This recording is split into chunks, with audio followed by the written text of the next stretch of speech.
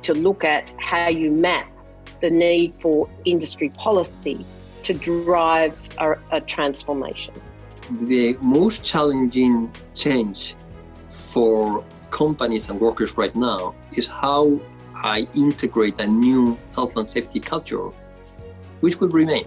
So the mix now is increasingly going to be, as employers think about it, almost just-in-time employment.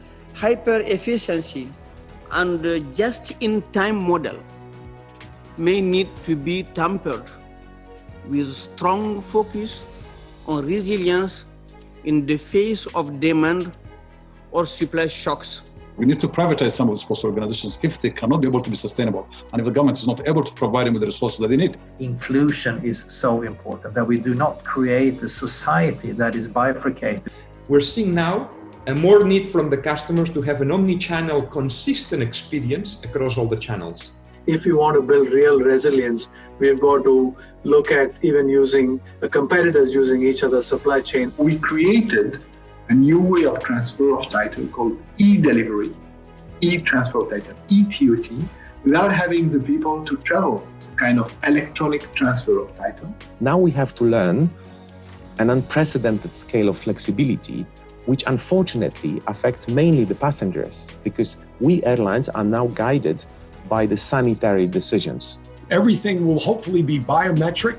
Your ticket, your bag will be checked. You'll be able to walk through a security system and go forward, get on your plane and be on your way. COVID is basically a booster for a pathway and journey on the sustainability, on the regulatory side, but also to a certain extent on the consumer and the company side. The big challenge will be how do we respond globally to these demands for mobility.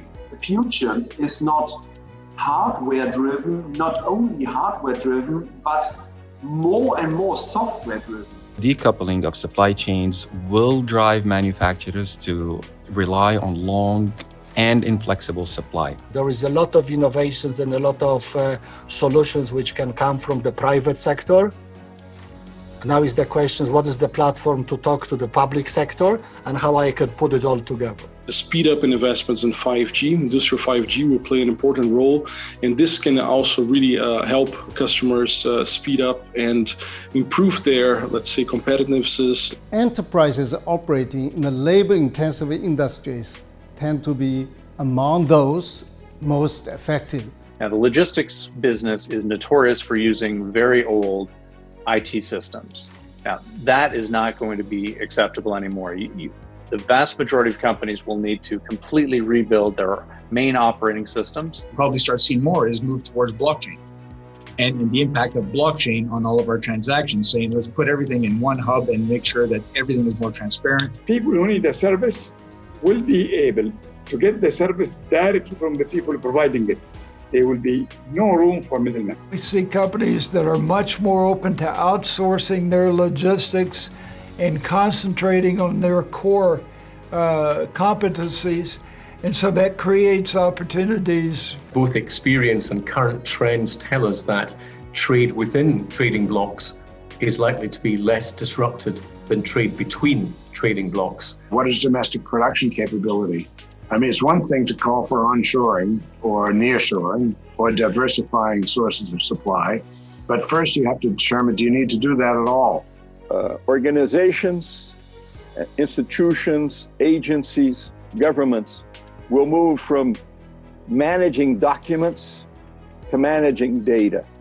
We've been able to reach people more easily through the digital and actually reach the informal sector. And some of the aspects of the informal sector are now becoming formal. The biggest volume vaccine ever manufactured is against polio, 450 million doses, apart from seasonal flu vaccination.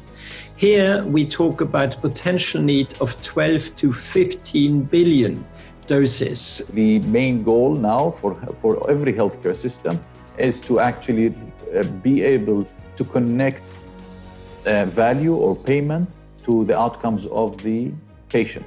Medical devices that are connected, the use of data from medical devices to be able to prevent healthcare. So what we call connected health. You have to have as they say, biometric capabilities to onboard clients. Customers as well probably want to bank with a firm that reflects their values and beliefs, and certainly younger generations in particular are likely to be choosing banks based on their ESG credentials. So we see a lot of trade flows coming into Africa and leaving Africa via exports. I think what we need to ensure gets enhanced is that industry supply chain intra-Africa. We have to bring down costs, and I think there is a lot of possibilities. We have learned in the last few months that we can do a lot of things in digital communication, that we can collaborate differently. To the extent that we can expand ESG metrics and have more transparency here, I think that will help investment in the long term. I think it's time to really examine how the whole sector can demonstrate principles, purpose, and profit.